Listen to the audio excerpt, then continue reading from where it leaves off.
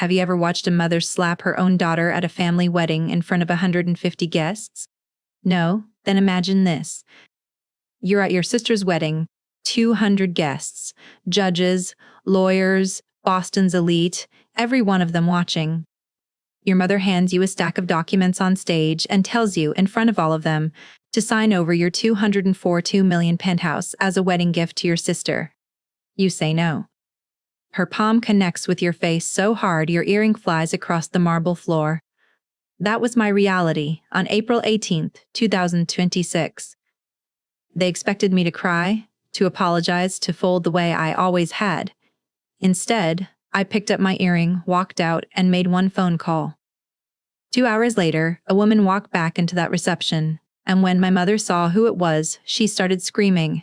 Because the woman she'd spent years telling everyone was losing her grip had just arrived with a lawyer and proof of everything she'd been hiding. Before I go on, like and subscribe, but only if this story actually earns it. Let's rewind 4 years to where this really started. The call came on a Tuesday evening in April 2022. I was in my Somerville studio apartment, eating cold noodles over a set of blueprints for a client's kitchen, when my grandmother's name lit up my phone. "Claire, sweetheart," Margaret Hartley said, in the same steady voice she'd used my entire life. "I need to tell you something, and I need you to listen." My grandmother had taught property law at Kingsley Law School for 26 years before retiring.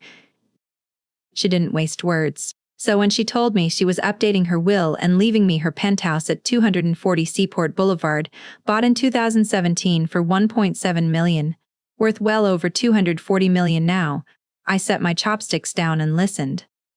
"Why me?" I asked, not because I didn't want it, because I genuinely didn't understand. "Because you're the only one who visits," she said. 9 years of Sundays, Claire, while your mother sends a card at Christmas and your sister sends nothing at all. You remember I like tulips. You sit with me when I have nothing interesting to say. My eyes stung. "Grandma, the paperwork will be finalized within the month. Nathan Cole is handling it. He's been my attorney for 18 years. She paused. "Your mother will not be pleased." That turned out to be the understatement of the decade.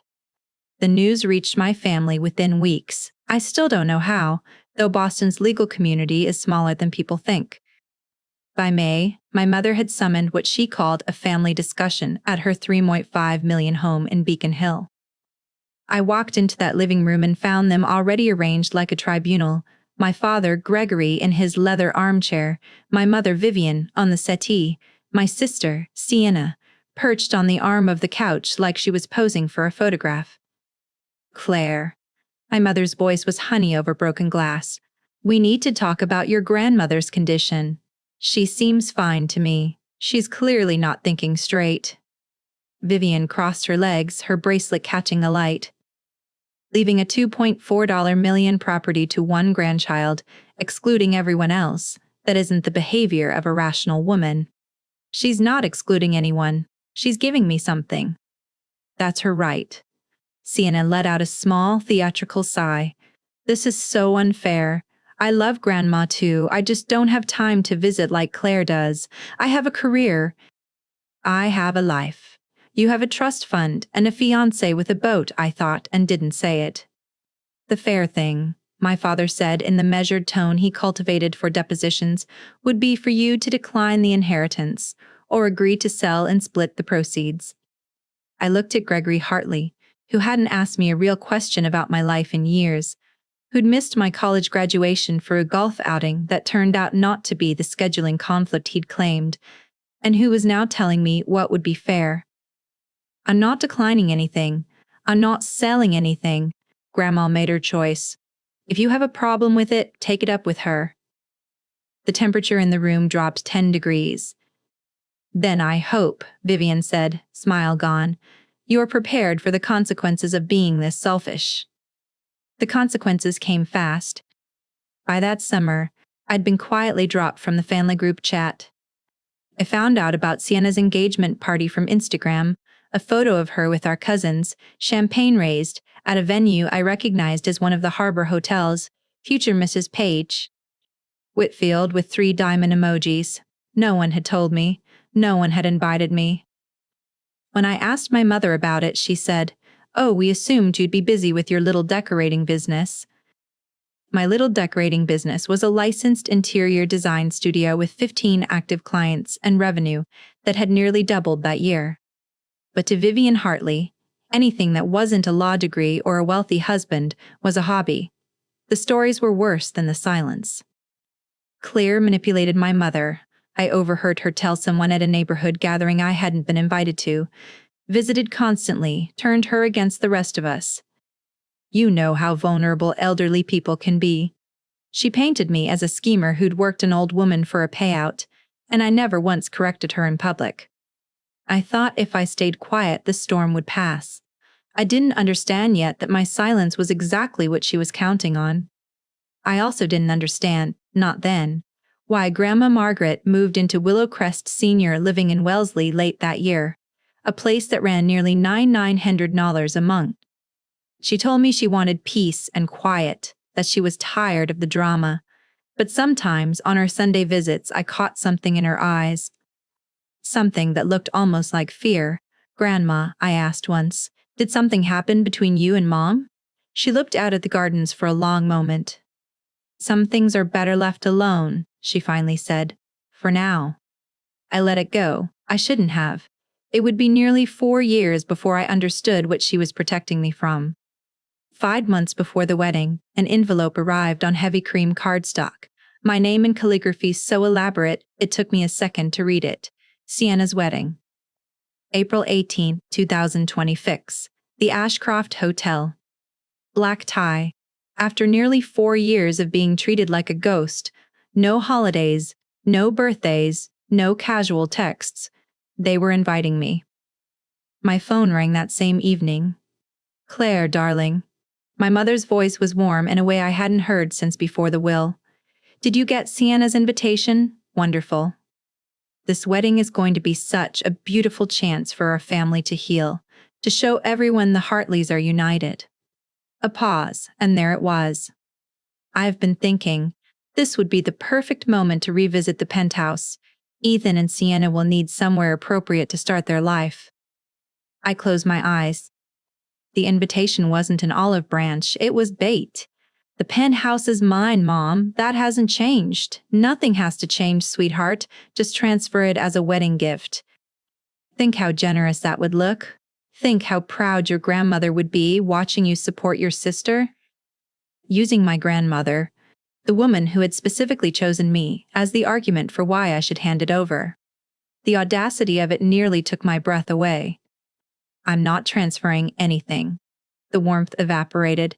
"Sienna is marrying into the Whitfield family. Ethan's father is a managing partner at Sterling and Voss. They'll be entertaining, hosting. They need a home that reflects their status. Then his father can buy them one." Silence. "Then, Ice, I expect you to think very carefully before that wedding, and I expect you to make the right choice." She hung up. I sat there as the light faded, understanding exactly what was at stake. If I went and refused her in front of everyone she'd spent decades cultivating, she'd make me pay for it socially. Brand me the selfish daughter who ruined her sister's day, in front of the exact circles my client referrals came from. If I didn't go, that was its own kind of surrender. I RSVP'd, yes. A week before the wedding, my phone rang at 7 in the morning. "Grandma, sweetheart, listen carefully. If something happens at that wedding, and I believe it will, call Nathan Cole immediately." She gave me the number. "Write it down." "Grandma, what's going to happen?" "Your mother thinks I don't know what she's planning. She forgets I was practicing law before she was born. Steel under the calm. I've prepared everything. Nathan has the documents ready if you need them." "What documents?" "Just remember the number," a pause, "and remember that I love you, whatever happens." She hung up before I could ask anything else. I saved the number, not understanding yet why my hands were shaking. The Ashcroft rose above the square like a monument to old money. I'd walked past it 100 times.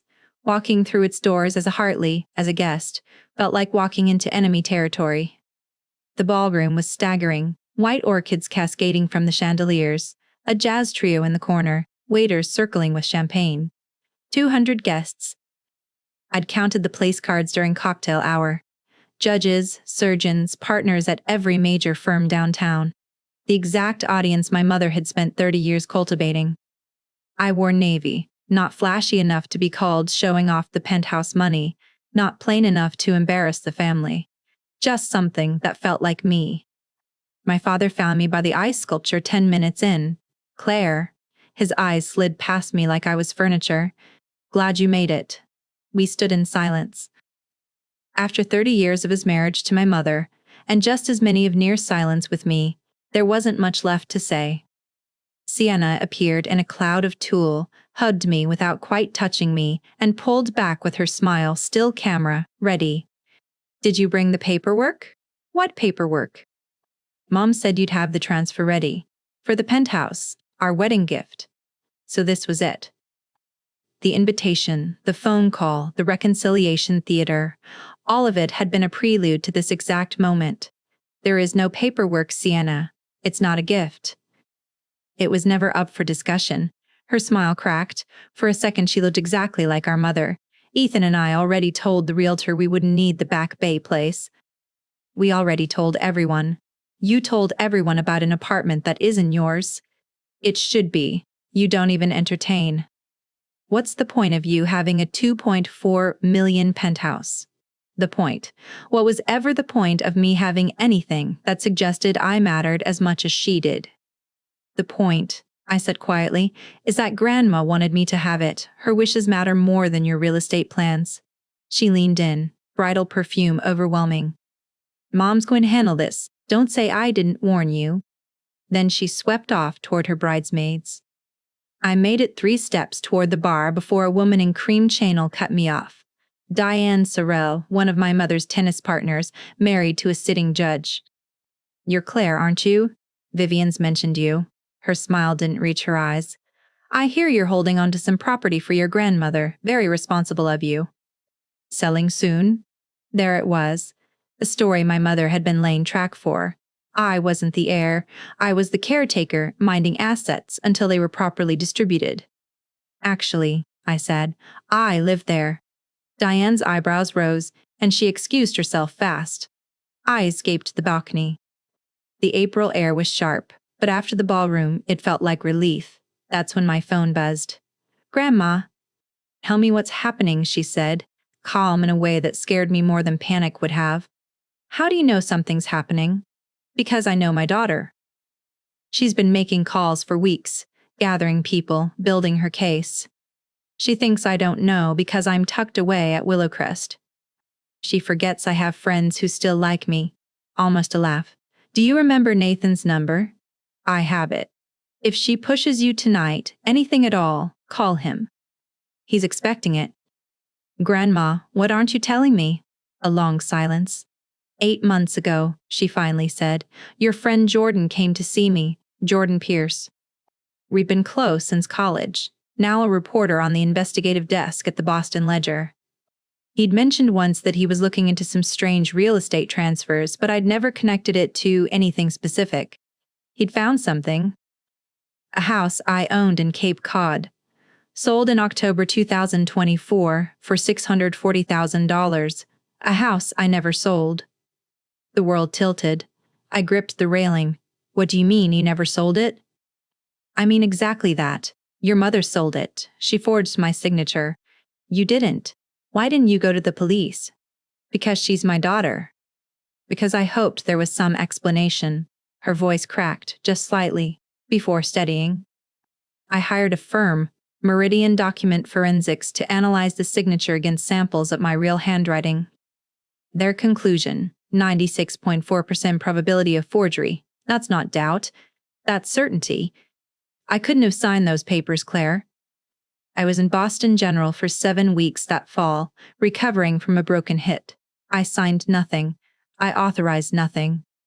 That's why you moved to Willowcrest, I said, understanding flooding in. Not for peace and quiet, because you couldn't stand being near her. I couldn't trust her, and I couldn't prove anything without destroying everything, so I removed myself. I protected what I could. The penthouse.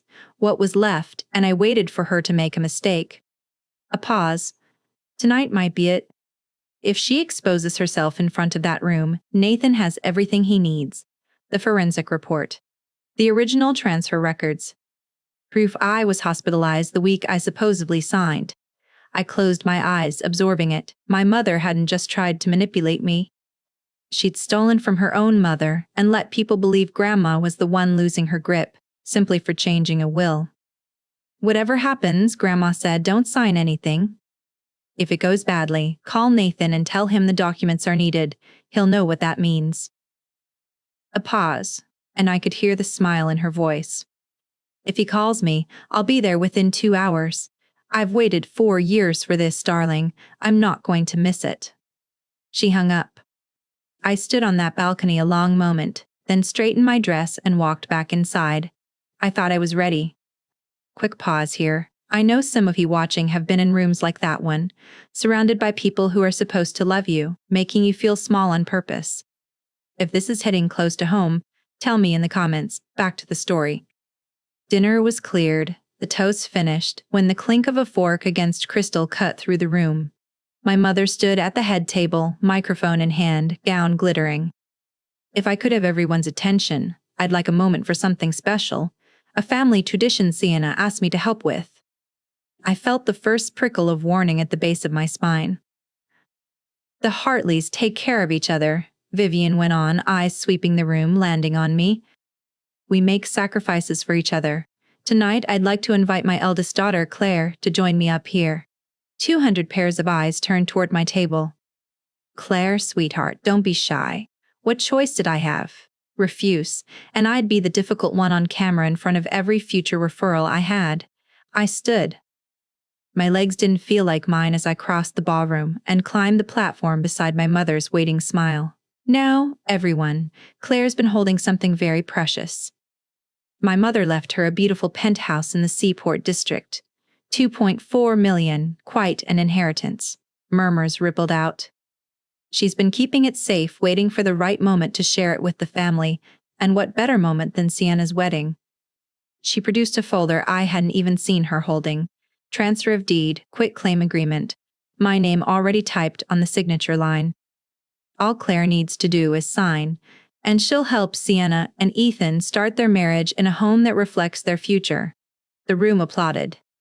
They actually applauded, like I was about to perform an act of love, instead of being coerced on a stage in front of 200 witnesses. Mom. My voice was quiet, steady. I'm not signing this. Don't be nervous, sweetheart. It's just paperwork. It's the apartment Grandma left me, not Sienna, not the family, me. The applause died. The silence that replaced it was absolute. Let's not make this difficult, my mother said, grip tightening on my shoulder, the mic still catching every word. I'm not making it anything. I'm telling you no. Sienna appeared at the edge of the platform, wounded innocence on her face.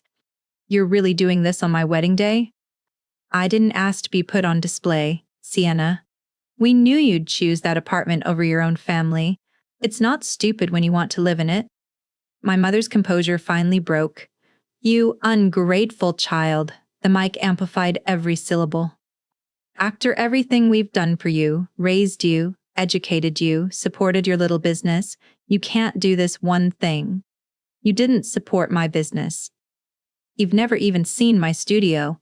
And you didn't raise me. Grandma did. Every summer you were at a conference or a gala or anywhere that wasn't home. I'd said too much. I knew it. I couldn't stop. The penthouse is mine because Grandma wanted me to have it because I was there. No amount of humiliation changes that. Her hand moved faster than I could track. The slap connected with my cheek hard enough to snap my head sideways. My earring, the one Grandma gave me for my 30th birthday, flew off and skidded across the marble with a sound like a small bell. Somewhere near the bar, a phone was already up, recording. I didn't notice how many. Not yet. The room went silent. I could feel every eye on me, waiting. What I did was breathe. I bent down, picked up the earring, bent, not broken, straightened it, and put it back on. That's the last time you touch me, I said. My voice didn't shake. I was proud of that. I walked off the platform, through the tables, past the whispers, out the double doors and into the lobby. I didn't run. I didn't cry. I found a bench near the concierge desk, pulled out my phone and dialed the number I'd saved a week earlier. Nathan Cole's office. "This is Claire Hartley," I said steady. "Tell my grandmother the documents are needed." "Understood, Miss Hartley. She'll be there within 2 hours." I hung up, touched my stinging cheek, and waited. I was still on that bench when the doors opened and my grandmother walked in. Margaret Hartley was 74, moving slower now with a cane, but carrying the same weight she'd carried through 26 years at the front of a lecture hall. Gray cashmere coat, black dress, silver hair pinned back. Beside her, Nathan Cole, mid-50s, wire-rimmed glasses, a leather case that looked like it held the weight of the world. "Grandma, you came." She took my face in her hands, examined my cheek. "She hit you?" "Yes." Her jaw tightened. She kissed my forehead the way she had when I was small and had fallen off my bike. "Then let's finish this." We walked into the ballroom together. It was chaos. Clusters of guests murmuring, champagne forgotten, Sienna actually crying now, Ethan and his parents hovering, mortified. My mother was near the head table, gesturing sharply at my father. Someone gasped, then someone else. My mother turned and saw her own mother crossing the marble floor toward her. "Mom, how are you?" "I'm here for my granddaughter's wedding." Grandma's voice carried across the suddenly silent room. "I wasn't invited, of course. I came anyway." She turned to the guests, 200 of them, half the room lawyers or judges who understood exactly what was coming. "My name is Margaret Hartley. I taught property law at Kingsley for 26 years. I am of entirely sound mind, and I am here to confirm that the penthouse at 218 Seaport Boulevard, which my daughter has just publicly demanded my granddaughter surrender, was left to Claire Hartley in my will, dated August 3, 2018. That will is legal, valid, and enforceable.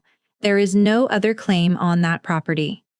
Nathan opened his case, withdrew a document. A certified copy of Mrs. Jerper's Hartley's will, notarized and on file with the county probate court. "I've been her attorney for 18 years and can attest to its authenticity." "This is absurd." My mother's face contorted. "Mother, you're confused. I understand perfectly. Ice. What you don't understand is that I've been watching you for years." She nodded to Nathan, who produced a second set of papers. "This is the transfer record for a property in Cape Cod, deeded in my name until October 2041, when it was sold for $640,000. I did not sell that property. I could not have. I was in Boston General for 7 weeks that fall, recovering from a broken hip. I signed nothing." The room went dead silent.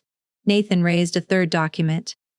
A forensic analysis from Meridian Document Forensics, comparing the signature on the Cape Cod sale to authentic samples of Mrs. Hartley's handwriting. He turned to the room, voice carrying like a closing argument. "Their conclusion, the signature is inconsistent with Mrs. Hartley's hand. Probability of forgery, 96.4%. The murmurs erupted. "You're lying," my mother said, voice cracking. "This is fabricated." "You're not well, Mother. I'm well enough to hire experts, well enough to preserve evidence, well enough to have already forwarded this entire file to the district attorney's office." Grandma's voice softened, almost gentle. "Forgery and fraud carry up to 7 years under state law, Vivian. I gave you 4 years to come to me. Instead, you spent them slandering your daughter, calling me confused, trying to take the one thing I gave her, the same way you took from me." My mother spun toward my father. "Gregory, say something." He took a step back. "I didn't know about Cape Cod. You signed the transfer, you were there. I signed what you put in front of me. I didn't know it was forged." 30 years of marriage came apart in real time, in front of 200 witnesses and however many phones were still recording. Sienna finally spoke, voice small. "Mom, what is she talking about?" My mother didn't answer. She couldn't. Grandma turned to me, tired but resolute. I'm sorry you had to find out this way. It's okay, Grandma, I understand. She squeezed my hand, looked at my mother one last time. You lost me the day I found out what you've done. Tonight, everyone else just got to see it too. She turned toward the exit. I walked beside her. Behind us, my mother started screaming. Denials, accusations, demands that someone do something. But I didn't look back. Not once. Quick pause. When I walked out of that ballroom with my grandmother, I wasn't thinking about revenge. I was thinking about how much time we'd lost, and how grateful I was we still had some left. If you've ever had someone believe in you when no one else would, drop their name below.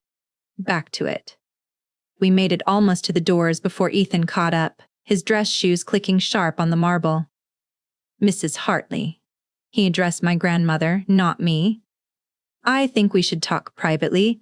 There may be some misunderstanding that can be cleared up. Grandma looked at him the way she'd probably once looked at a badly prepared student.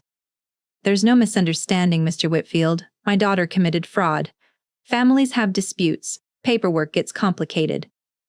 If we could just sit down with counsel, he hesitated.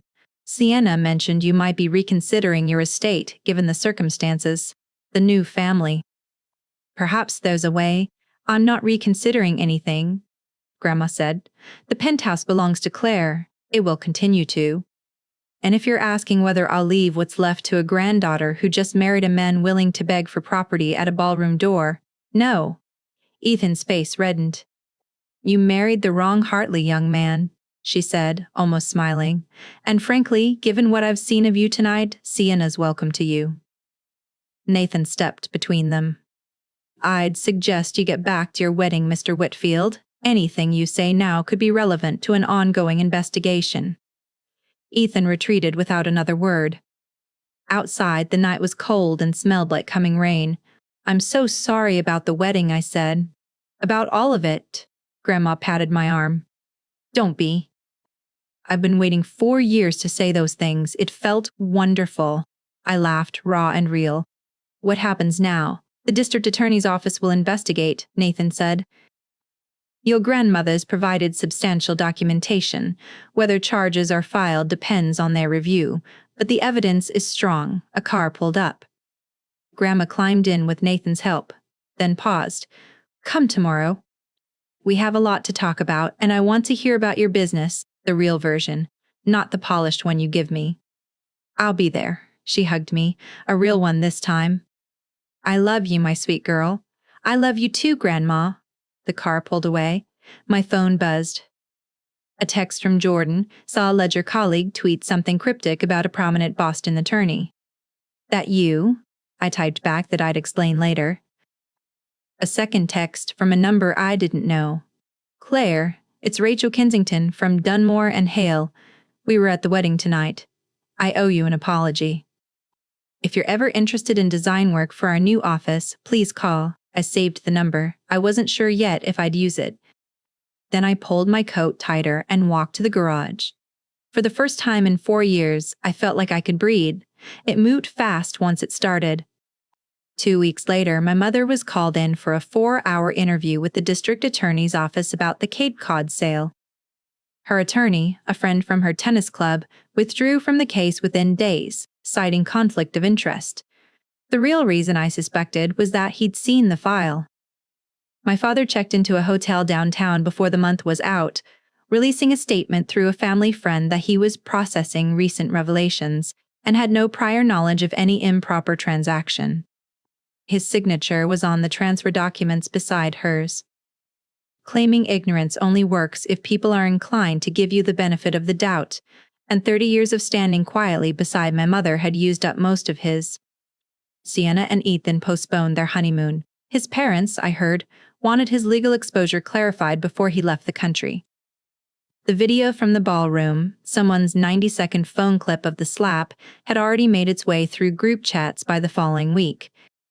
It never went properly viral outside the legal community, but inside it, that was worse.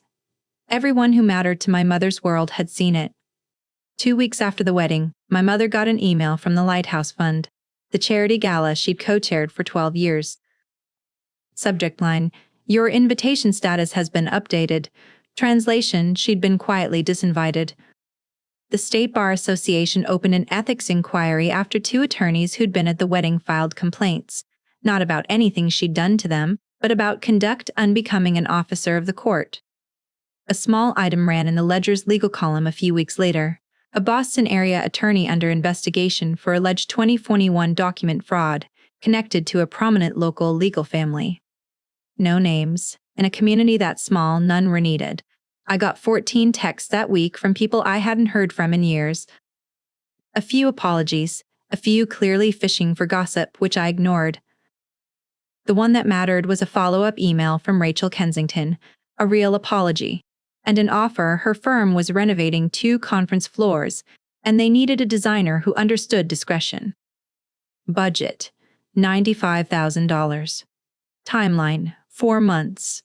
I sat with it for 3 days before taking the meeting. It became the largest contract I'd landed. By the following month, 2 more inquiries came in from attorneys who'd been at the wedding, not because of my mother's downfall, but because of how I'd handled myself. I vetted everyone carefully and turned down the ones that felt like they just wanted gossip. Slowly, I rebuilt, not just the business, but my sense of who I was outside of my family's shadow. In early summer, a Cape Cod real estate attorney sent a certified letter. The 2001 sale of Grandma's property was under legal review. Its current owners notified of a potential title defect. Nathan explained that if the sale was voided for fraud, the buyers could have claims against my mother for the purchase price, and the property itself might revert to Grandma's estate. It's complicated, he said. It could take years, but the wheels are turning. I won't pretend I didn't feel something like satisfaction watching it all come apart. But mostly what I felt was tired and something close to peace. Justice isn't revenge. It's just the world finally agreeing on what was already true. I'm on the balcony of my own penthouse now, watching the sun go down over the harbor, the sky streaked orange, the water throwing it all back like scattered glass. Grandma's here, like she is most Sundays. I pick her up from Willow Crest in the morning and we spend the day together. Sometimes the museum. Sometimes just this, wine and quiet and nowhere to be. Today we're talking about my father. He called yesterday, I tell her. Wanted to explain his side. She raises an eyebrow. And? Says he didn't know about Cape Cod. Says Mom handled the paperwork and he just signed where she told him. Do you believe him? I think about it, really think. I believe he never asked questions. I think he's been choosing not to know things for 30 years. And what did you tell him? That I need time. That if he wants a relationship with me, he has to earn it. Not by explaining, by actually showing up, consistently, for a while. She squeezes my hand. That's a healthy boundary, sweetheart. We sit with that for a minute. Sienna texted me last week, I add, said she wants to talk. And will you? Look out at the boats coming in. Not yet. Maybe not for a long time. She knew, Grandma, not about Cape Cod maybe, but about the pressure, the manipulation. She was there every time Mom called me selfish. She never once questioned it. I take a breath. If she wants a sister, she has to be willing to see who our mother actually is. I don't think she's there yet. Then you're not closing the door, Grandma says. You're just not opening it until she's ready to walk through it. Something like that. You've learned something I wish I'd learned at your age. What's that? That love without respect isn't love, it's just habit. She looks at me, clear-eyed. You deserve both. I started seeing a therapist that spring, Dr. Alina Brooks, in Cambridge every Tuesday at 4, talking through things I'd spent 30 years avoiding. It's hard some weeks. It's also the most important thing I've done for myself. There's someone else too. Owen, an architect I met at a design conference, with a good sense of humor and a terrible sense of direction, who has no idea who the Hartleys of Beacon Hill are and doesn't care. He likes me for my work, my laugh, the way I talk to my plants. It's slow. It's the first time I've let someone in without wondering what he'd think of my family. Grandma finishes her wine. I've been thinking about what I want my legacy to be. You've already given me one, I say, gesturing at the apartment around us. Not the property. The other thing. She looks at me steadily.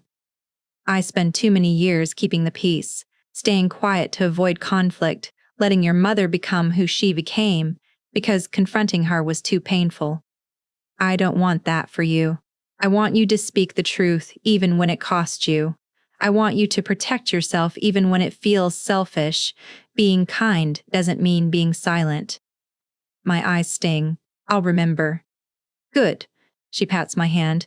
Now, what's for dinner? All this feeling is making me hungry. I laugh and it fills the evening air.